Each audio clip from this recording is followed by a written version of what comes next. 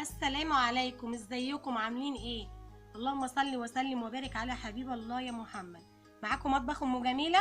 متنسونوش في اللايكات، تفعلوا لي الجرس، تتفرجوا على كل جديد، اشتركوا لي في القناه، بحبكم في الله.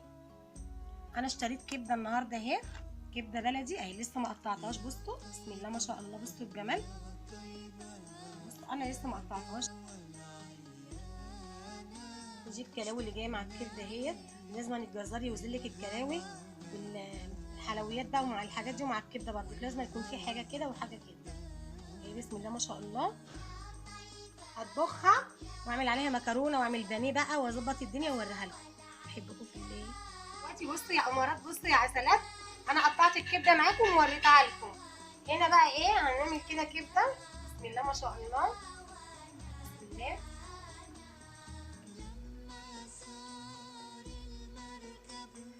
الكبده البلدي ما بتتغسلش، لما بتتغسل بتروح منها الفايده بتاعتها.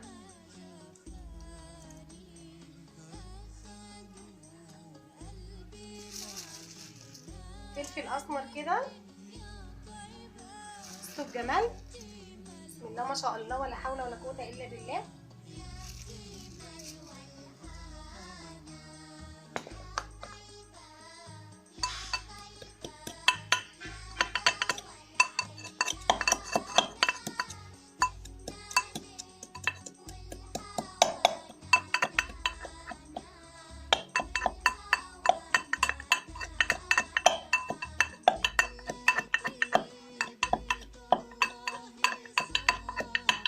مرات كده ايه 3 فصوص توم كده اهو.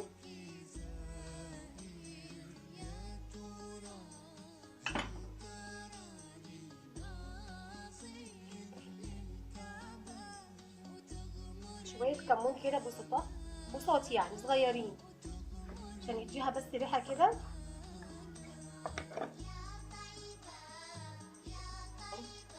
طماطمايه كده عشان عندي عيالي بيحبوا الدمعه بتاعت القوطه ديت، اللي هو الصوص بقى، انتوا بتسموه صوص يعني، يحبوا ياكلوه.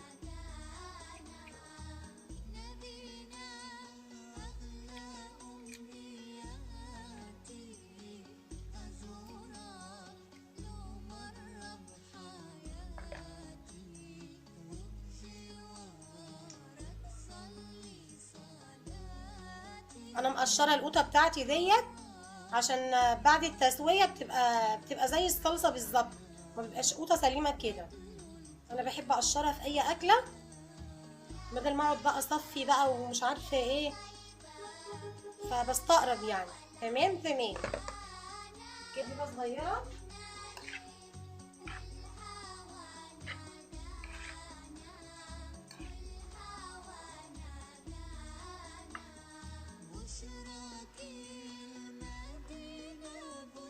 سن الزيت كده، لو عندكم سمنه بلدي تبقى احلى، بس انا لسه ما جبتش السمنه بتاعتي، هجيبها واوريها لكم ان شاء الله بكره باذن الله. كده تقليبه صغيره، نحط لها بقى نص كوبايه ميه وهي بقى مع نفسيها. تمام تمام. بعد كده اوريها لكم.